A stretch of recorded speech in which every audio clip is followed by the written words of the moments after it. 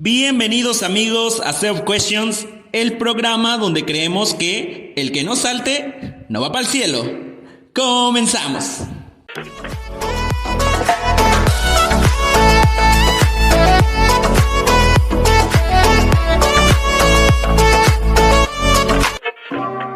Pues sean bienvenidos amigos una vez más a esta sección, a nuestro podcast Self Questions, en donde les recordamos que tratamos acerca de preguntas que tienen que ver con la Biblia, que tienen que ver con el cristianismo, que tienen que ver con la sociedad y que podemos nosotros dar alguna respuesta, algunos argumentos acerca de estas preguntas.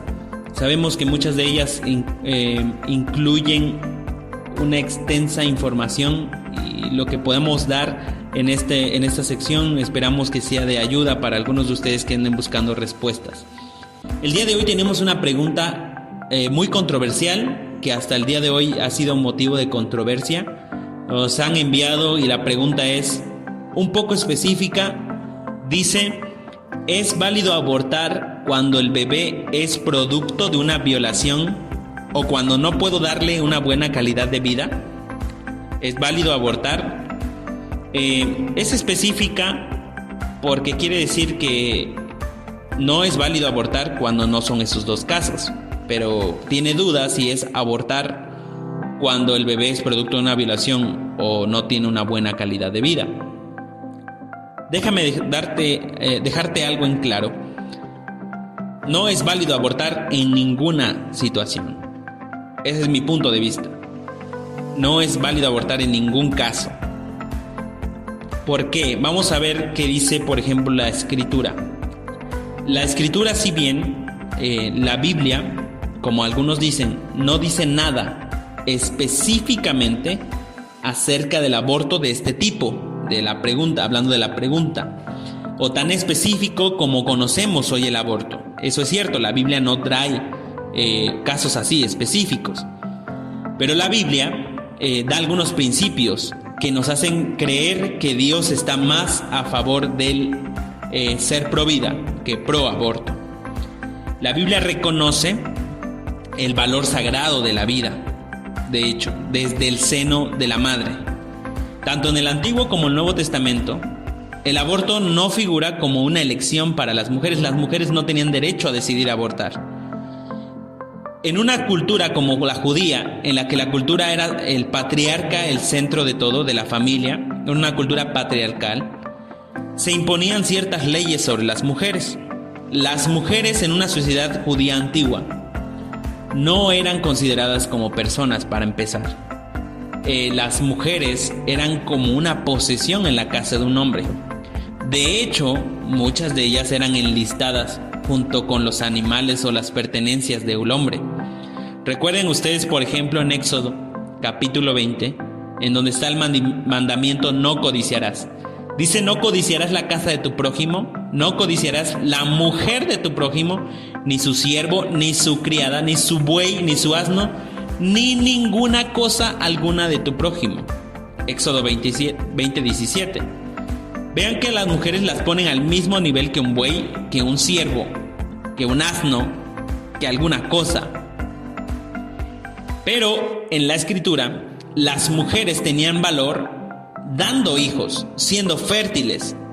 Tanto es así que existe en la cultura judía antigua una ley llamada la ley del levirato, en la que en un matrimonio en la cual la mujer quedaba viuda y no tuvo hijos, se debe casar obligatoriamente con uno de los hermanos de su fallecido esposo. ¿Para qué? Para continuar una línea de descendencia familiar, para que el esposo no se quede sin descendencia.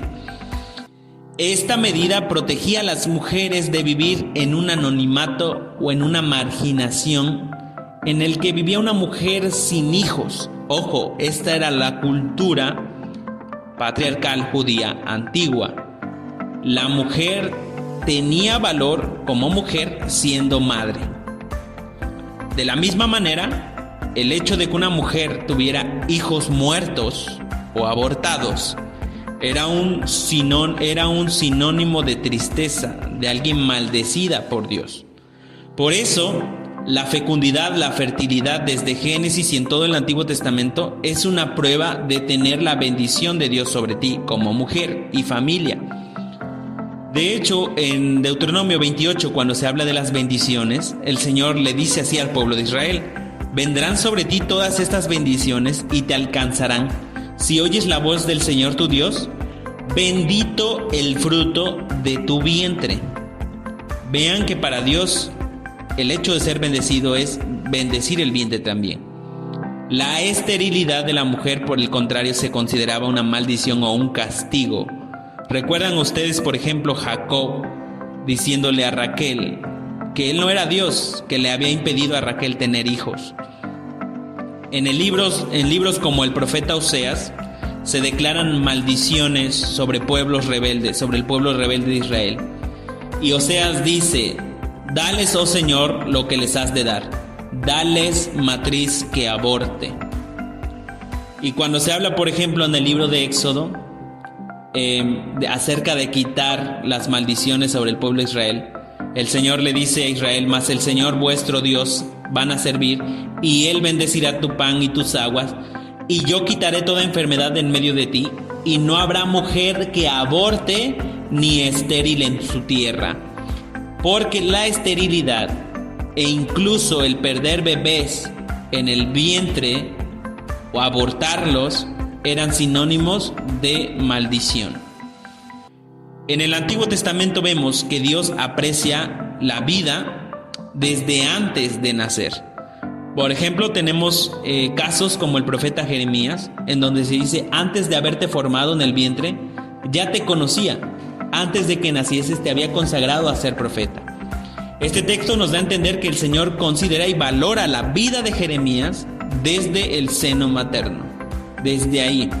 Y es que ahí está el asunto, porque hoy en día se debate realmente eso: ¿en dónde se genera la vida?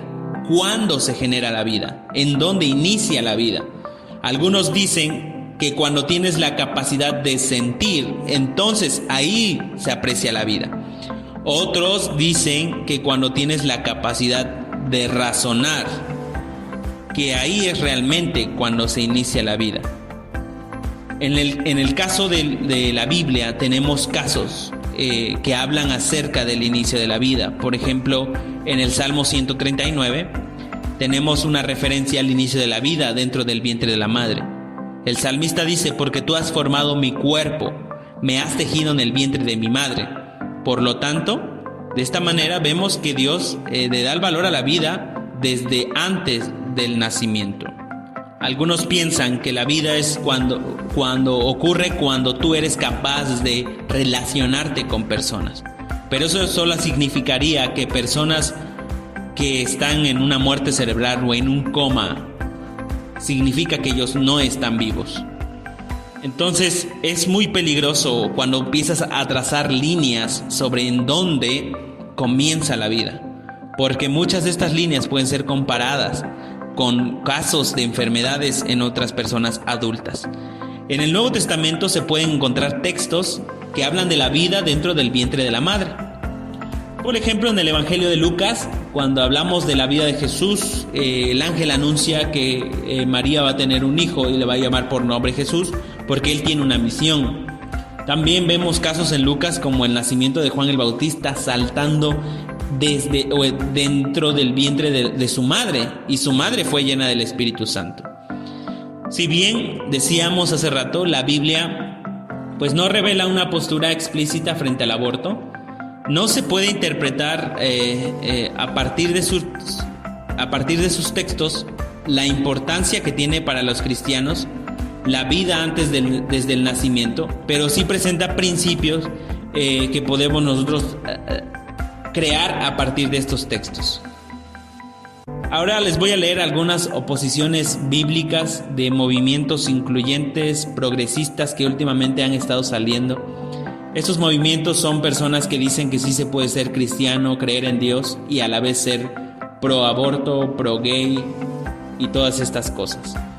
Esta teóloga se llama María de los Ángeles. Ella es magíster en Sagradas Escrituras, tiene preparación, pero él pertenece al movimiento del feminismo y de movimientos incluyentes. Y ella tiene algunos argumentos en contra de los que son pro vida. El primero de ellos, dice ella, que en el Pentateuco los niños menores de 1 mes no eran considerados personas. Y ojo con esto, porque es cierto.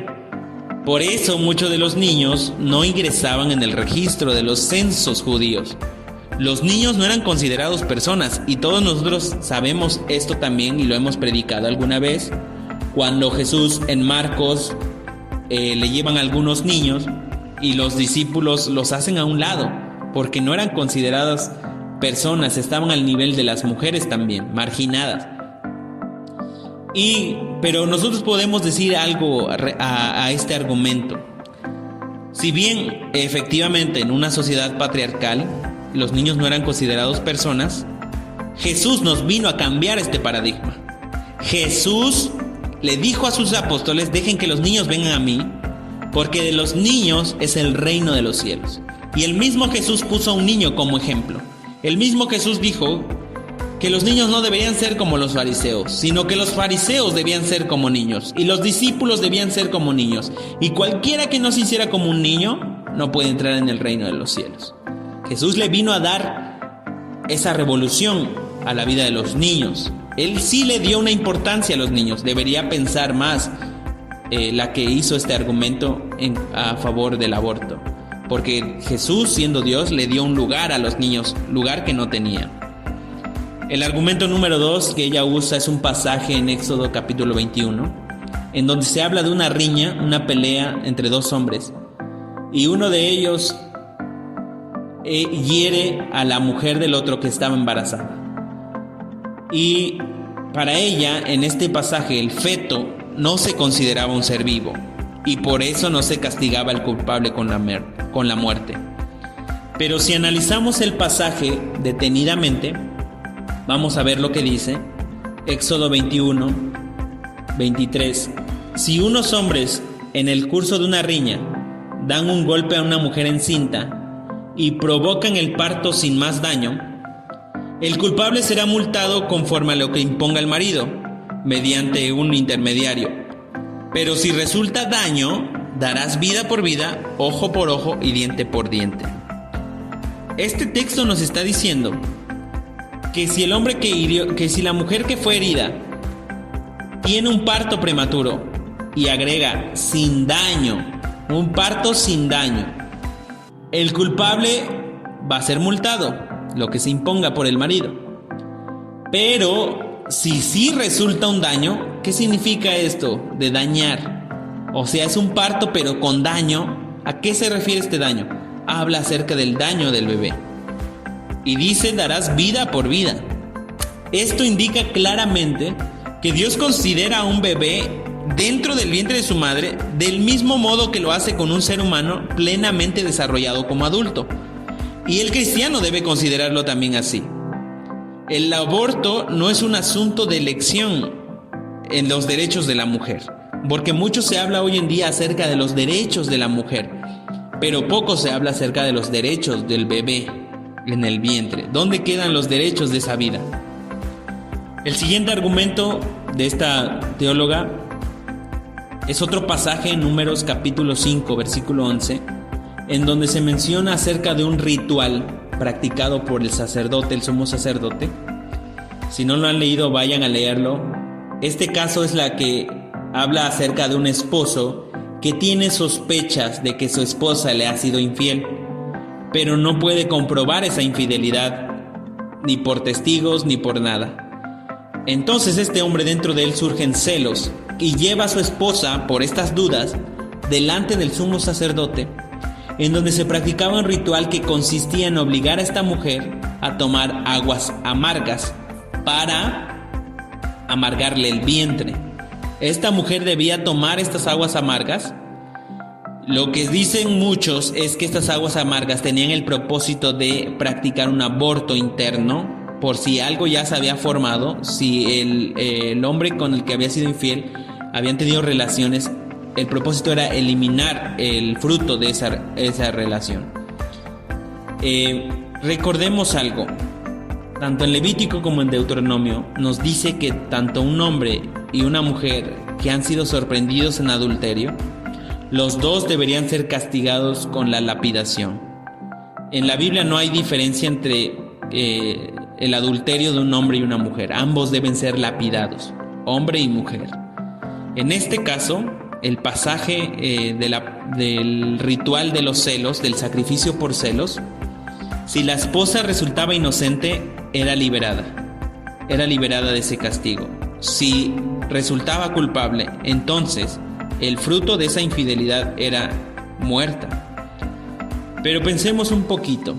En realidad, esta ley protegía a la mujer de un hombre celoso en una cultura patriarcal. Es como la ley de divorcio. ¿Recuerdan ustedes que los saduceos se acercaron a Jesús diciéndole: ¿por qué Moisés mandó a dar carta de divorcio a la mujer entonces? Jesús les tiene que decir: por la dureza de sus corazones, por eso Moisés permitió dar carta de divorcio. Pero en un principio no era así.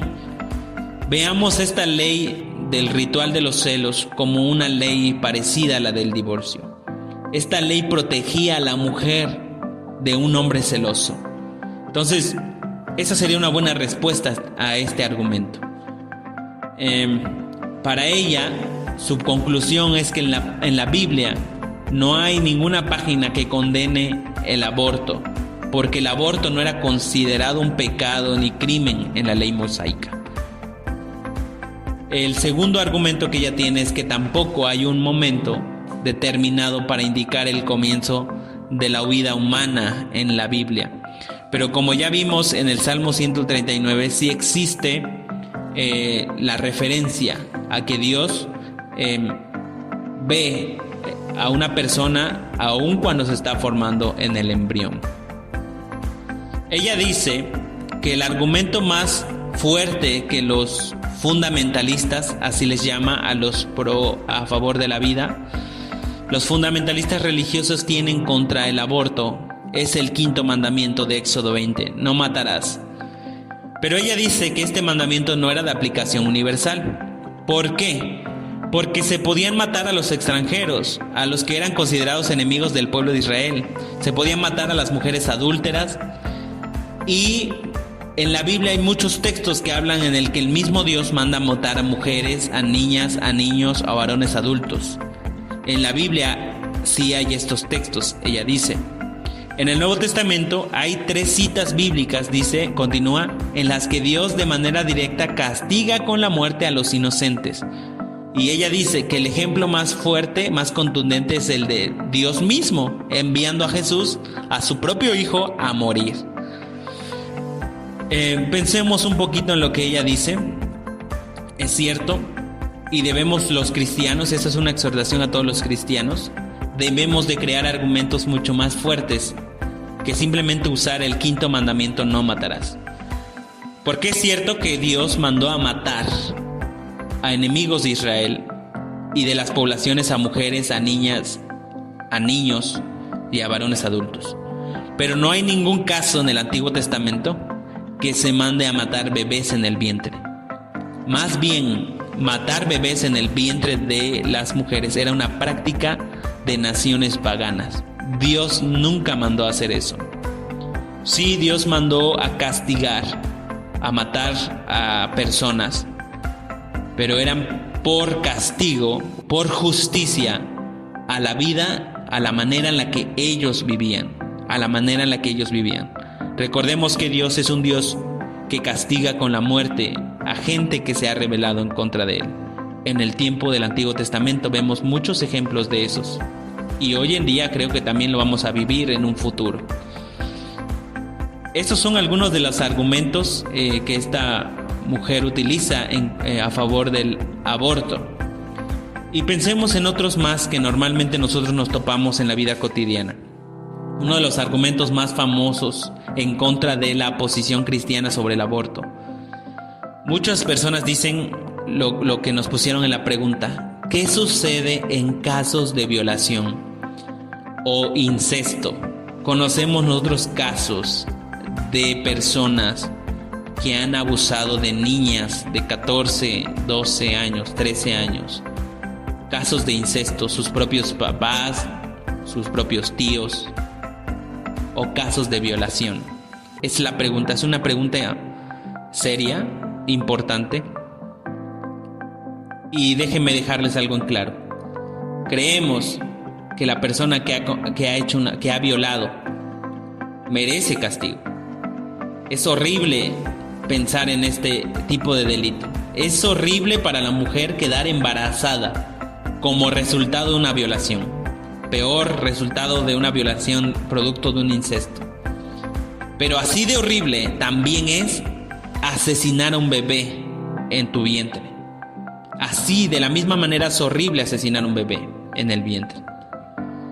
Quieres que la persona que te violó sea asesinada, pero tu respuesta, tu decisión es asesinar a un bebé, a otra vida, a eso. Quieres que la otra persona sea asesinada, pero recuerda, 2 errores no hacen un acierto. Eso es lo que alguien dijo. 2 errores no hacen un acierto. Alguien más dijo: la respuesta a una tragedia no es otra tragedia. Estás enojada por lo que te hicieron, pero ¿tu respuesta es matar a otra persona? El niño que llega a ser el resultado de una violación o un incesto, puede haber otras maneras de resolver eso. Adopción, dárselo a una madre que no puede tener hijos y lo desearía. Nuevamente, se habla acerca de los derechos de la mujer, pero ¿en dónde están los derechos del bebé? El bebé es completamente inocente y no debe ser castigado por los actos malvados de una persona. El segundo argumento que usualmente se utiliza en contra de la posición cristiana es: ¿y qué sucede cuando la vida de la mamá está en peligro? Pero vamos a ser honestos. Esta es una pregunta muy difícil de responder. ¿Qué sucede cuando la vida de la mamá está en riesgo? ¿A quién salvamos? ¿A la mamá o al bebé? Primero, recordemos que esta situación es la razón detrás de las estadísticas de un 1%, de 1 en 100 casos, abortos realizados. Muchas veces cuando se nos vienen con estos argumentos, la mayoría de los que son a favor del aborto crean escenarios tristes, se hacen las víctimas, se ponen de la posición de gente menos provista y crean casos de marginación, echan a volar su imaginación. ¿Qué pasa con mujeres violadas? ¿Qué pasa cuando la vida de la mamá está en riesgo? Pero sí debemos pensar que existen casos así. Pero la mayoría de los casos, la mayoría de los abortos realizados son hechos por mujeres que van a tener abortos porque simplemente no quieren arruinar sus cuerpos o no quieren arruinar su vida teniendo un bebé. Son más casos así que mujeres que tienen un aborto para salvar sus vidas. Eso sin decir que cualquier tipo de aborto, por el mejor médico que sea, siempre la vida de la madre va a estar en riesgo. No existe tal cosa como aborto seguro, no existe. Existen peligros como hemorragias, esterilidad de la matriz o incluso la muerte. Son algunas de las consecuencias. No existe el aborto seguro. La legalización del aborto no es seguridad de que no existan clínicas clandestinas ofreciendo un aborto más económico.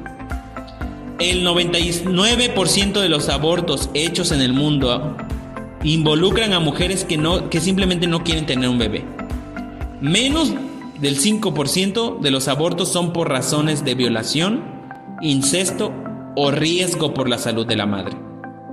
Incluso, por lo más difícil, el 5% de los casos, el aborto nunca debería ser la primera opción. Nunca debería ser la primera opción. Tu vida, la vida de un ser humano en el vientre vale la pena. Cualquier esfuerzo por salvar a ese niño vale la pena. Ahora, para aquellos responsables de un aborto, el pecado del aborto no es menos perdonable que cualquier otro pecado. A través de la fe en Jesucristo, todos los pecados pueden ser perdonados. Una mujer que ha tenido un aborto, un hombre que ha animado a que alguien se haga un aborto, o un doctor que ha realizado un aborto. Todos esos pecados pueden ser perdonados por la fe en Cristo Jesús. Pero viniendo a la fe, deberíamos pensar en mayores métodos antes de que pensar en asesinar. porque la misma palabra aborto es un eufemismo para asesinar a una vida. Aborto es una manera suave de decir asesinato de un bebé. Así que la pregunta, ¿es válido abortar cuando el bebé es producto de una violación, cuando no puede darle una buena calidad de vida? Eso se debe pensar antes de pensar tener un bebé, de pensar tener un caso. Cuando es producto de una violación, existen mejores soluciones. La respuesta es: no es válido abortar en ninguna ocasión, en ningún caso, porque ya lo acabamos de dar algunas respuestas. Pero al final sabemos que vas a tomar la decisión que tú deseas, porque así es el ser humano. No importa tantos consejos que se le dé, va a tomar la decisión que el ser humano va a querer dar, va a querer tomar. Te aconsejamos que tengas mucho cuidado, porque no existe tal cosa como aborto seguro. Tanto la vida del bebé corre riesgo al ser asesinado, como la tuya corre el riesgo también. No existe el aborto seguro. Bueno, con esto nos despedimos de esta sección de este podcast. Gracias por estar con nosotros. Les animamos a seguir siguiéndonos en nuestras redes sociales también, en Facebook, Centro Evangélico Orizaba Poniente, en YouTube, Iglesia CEOP, y en Instagram, Centro Evangélico Orizaba Poniente, @Centro Evangélico Orizaba Poniente. Ahí nos vemos, y en Spotify también. Gracias por sintonizarnos. Hasta la próxima, nos vemos en la siguiente pregunta.